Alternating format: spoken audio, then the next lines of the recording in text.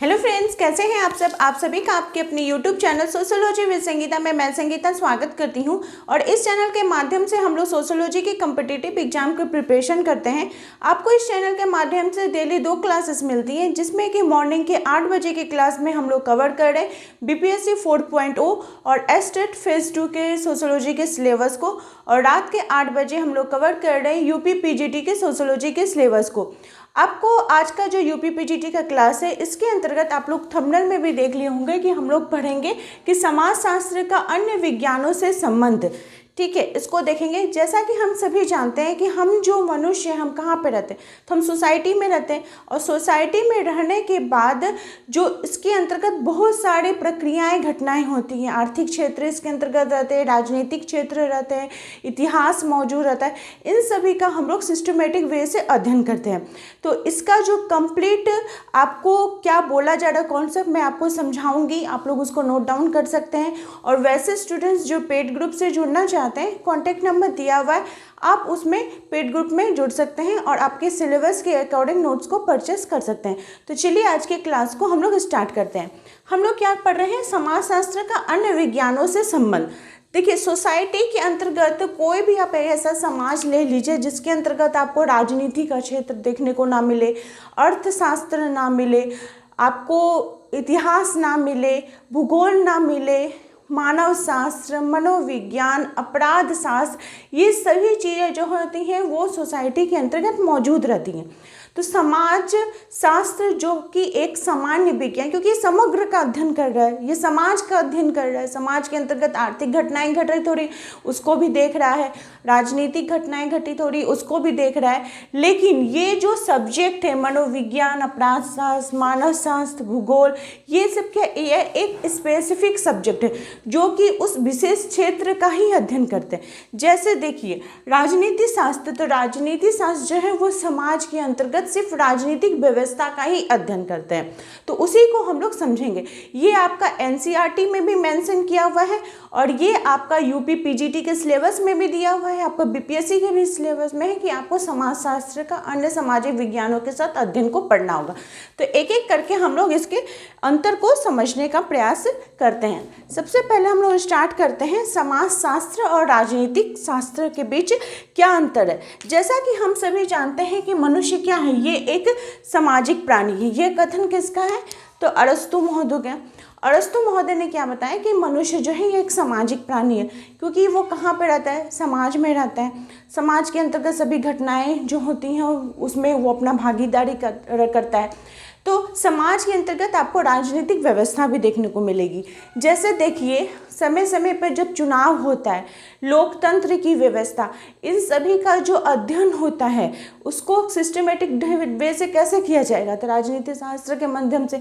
राजनीतिक शास्त्र में ये देखा जाता है कि लोकतंत्र की जो मांग है वो क्या है, क्या चाहती है लोकतंत्र की व्यवस्था, क्या व्यवस्था लाना चाहिए, कहाँ पे कैसा जो कैंडिडेट है उनकी डिमांड क्या है, उनकी कौन कौन सी मांगें पूरी करनी है, उनकी क्या आवश्यकताएं हैं, महिलाओं की क्या आवश्यकताएं हैं, लोकतंत्र की जो चुनाव की प्रणाली है वो कैसे होनी चाहिए। तो ये सभी चीज़ों का अध्ययन कौन करता है, राजनीतिक शास्त्र करता है। और उसका समग्र रूप का कि हाँ, जैसे समाजशास्त्र में हो गया कि आपके जो सोसाइटी है उसमें जैसे आपके आदिवासी समूह भी रहते हैं, कोई और समूह भी रहते हैं, तो उनका राजनीति में भागीदारी हो रहा है कि नहीं, संपूर्ण उनका विकास हो रहा है कि नहीं, ये सभी चीज़ें कहाँ पे अध्ययन की जाती है, तो समाजशास्त्र के अध्ययन के अंतर्गत की जाती है। तो जहाँ पे समाजशास्त्र में माना जाता है कि मनुष्य क्यों और कैसे राजनीतिक प्राणी बना, ठीक है, वही समाजशास्त्र क्या है, ये समाज का विकास करने की बात करते हैं। दोनों के बीच एकदम बहुत घनिष्ठ संबंध देखने को मिल सकते हैं।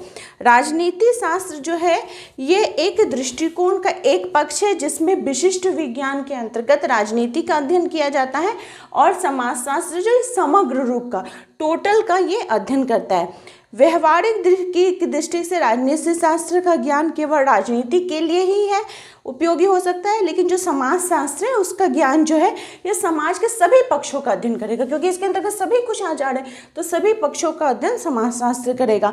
समाज शास्त्र सामाजिक नियंत्रण के जितने भी समस्त साधन है, सामाजिक नियंत्रण में आपके जैसे रूढ़ी आ गए, प्रथाएं आ गए, आपके कल्चर आ गए, ये सभी चीज़ों का अध्ययन समाज करता है।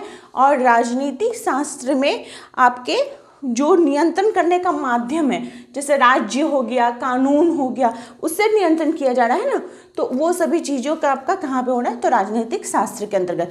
आई होप आप लोगों को समाज शास्त्र और राजनीतिक शास्त्र में जो अंतर है वो समझ में आ गया होगा। नेक्स्ट जो हमारा है वो है इतिहास। इतिहास क्या करता है, ये मनुष्य के अतीत का अध्ययन करता है, जो बीत चुका है उसका अध्ययन कर रहा है, उसके अंतर्गत जो सोसाइटी है उसका अध्ययन कर रहा है। और समाज शास्त्र क्या कर रहा है, ये वर्तमान समाज का अध्ययन कर रहा है। अतीत जहाँ भूतकाल के समाज का अध्ययन करता है, वही इतिहास क्या करता है, आपका समाज शास्त्र वर्तमान का अध्ययन करता है। ठीक है, मनुष्य के अतीत में जितनी भी घटनाएं घटित हो रही हैं उनका व्यवस्थित ढंग से अध्ययन कौन करता है, तो इतिहास के माध्यम से करते हैं। इतिहास के माध्यम से हम जानते हैं कि कौन कौन से समय पे कौन कौन से राजाएं आए थे, उनकी व्यवस्था कैसी थी, उनका शासन चलाने का व्यवस्था कैसा था, कैसी उनकी सभ्यता थी, और उस चीज़ों से हम सीख लेकर अपने वर्तमान समाज में, ठीक है, उसको हम इनपुट करते हैं और अपना समाज को बेहतर बनाने का कोशिश करते हैं। या फिर ये भी देखते हैं कि हमारा जो अतीत का समाज था उसमें कौन कौन सी खामियां हुई, कौन सा ऐसा गलती हुआ जिसके कारण उस सभ्यता का नाश हो गया, तो हमको वैसा नहीं करना चाहिए, तो हम अपने वर्तमान समाज जो है उसको बचा कर रह सके।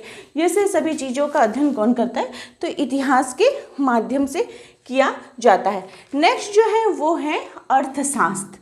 अर्थशास्त्र जैसा कि आप जानते हैं, इसमें समाज के जितने भी आर्थिक पक्ष हैं उनका व्यवस्थित ढंग से अध्ययन किया जाता है, क्योंकि सभी तो समाजशास्त्र के अंतर्गत ही आ रहे हैं।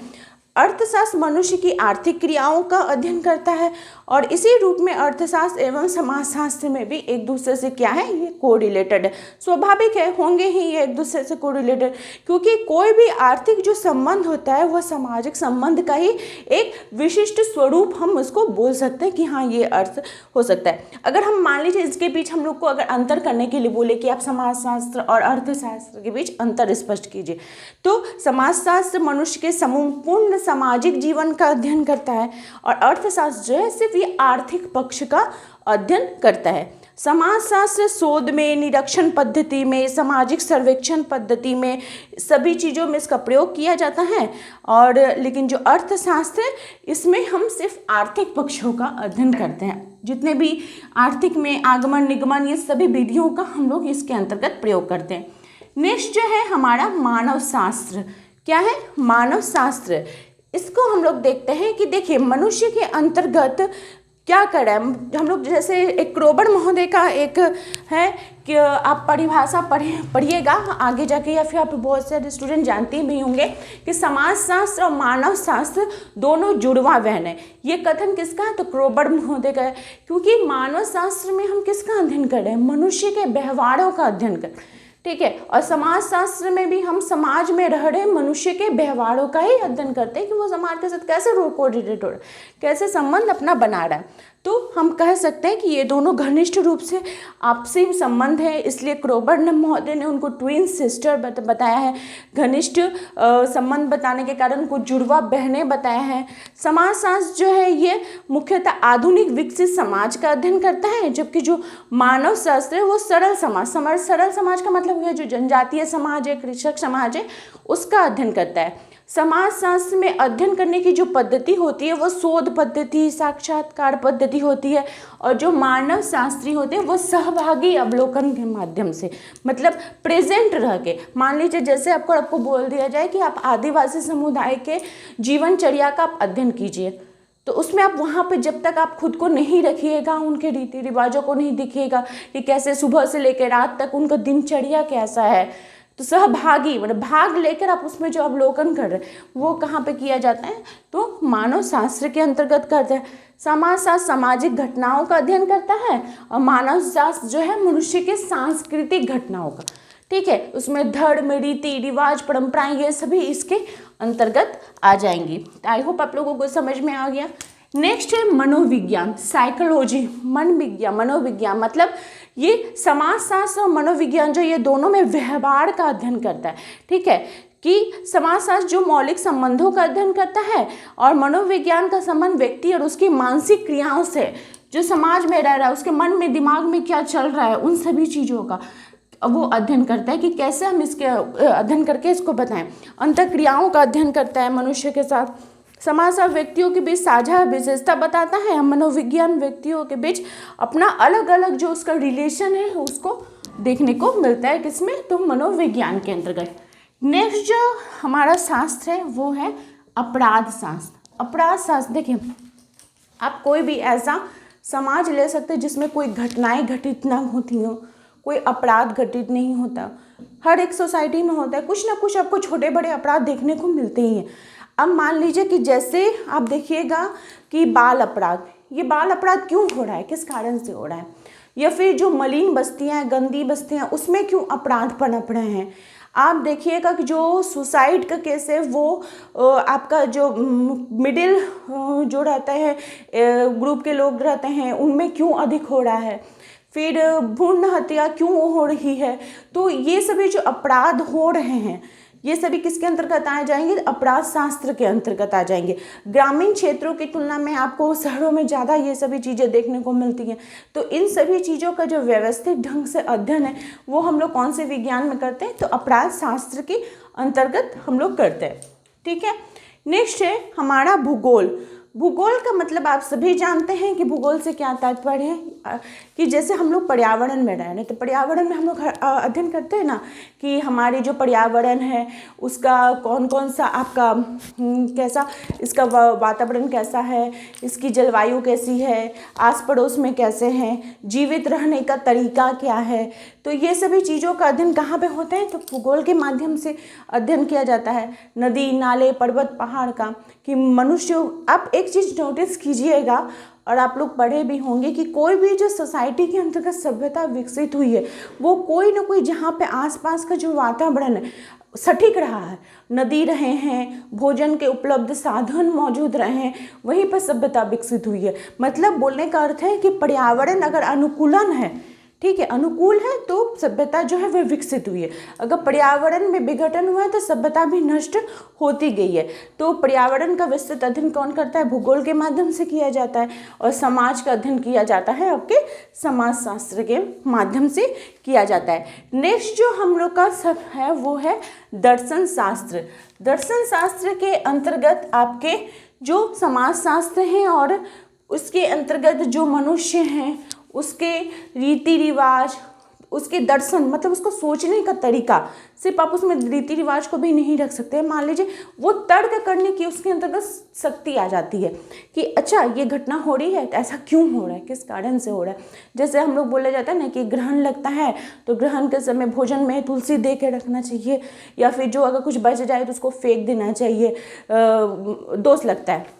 तो अब मान लीजिए दर्शन शास्त्र के जो व्यक्ति रहेंगे वो क्या करेंगे, तर्क करेंगे क्यों होना चाहिए। तो उन्होंने खोज करेंगे कि हाँ इसमें कुछ ऐसे किरणें निकलती जो कि शरीर के लिए हानिकारक है। मतलब कोई भी जो फैक्ट है उसको तर्क के माध्यम से, आप जब सोशियोलॉजी का स्टेज पढ़े होंगे 4 स्टेज, तो उसमें आपने पढ़ा होगा कि पहले स्टेज में अरस्तु ने और आपके उनके जो शिष्य अरस्तु और प्लेटो ने तो सोचा था कि क्यों समाज के अंदर क्या घटनाएं घटित हो रही हैं। फिर सेकंड इसमें तार्किक ढंग से सोचा जाने लगा, तर्क के माध्यम से कि अच्छा ऐसा समाज में हो रहा है तो क्यों हो रहा है, क्यों ये क्वेश्चन आता है। तो वो किसके माध्यम से संपूर्ण किया जाता है, तो दर्शन शास्त्र के माध्यम से किया जा सकता है। भूगोल तो हम लोगों ने पढ़ लिया ही। तो आई होप आपको ये जो आज का कॉन्सेप्ट है वो पूरे अच्छे प्रकार से समझ में आ गया होगा कि क्या बोला जा रहा है। इसी प्रकार से आप लोग चैनल के साथ जुड़े रहिए। और आप सभी से मेरी रिक्वेस्ट है कि अगर आप मेरे चैनल पर नए विजिट कर रहे हो तो प्लीज़ एक लाइक और एक सब्सक्राइब जरूर करें और अपने दोस्तों तक शेयर जरूर करें, क्योंकि अगर जब तक आप सब्सक्राइब, लाइक और शेयर नहीं करेंगे तो ये जो वीडियो है ये दूसरे तक नहीं पहुँचेगी जिनको इनकी ज़रूरत है, और मुझे भी पता नहीं चलेगा कि आपको कैसी लग रही है क्लास। तो ज़रूर इसे लाइक, शेयर और सब्सक्राइब करें। मेरे चैनल पर बने रहने के लिए आप सभी का धन्यवाद।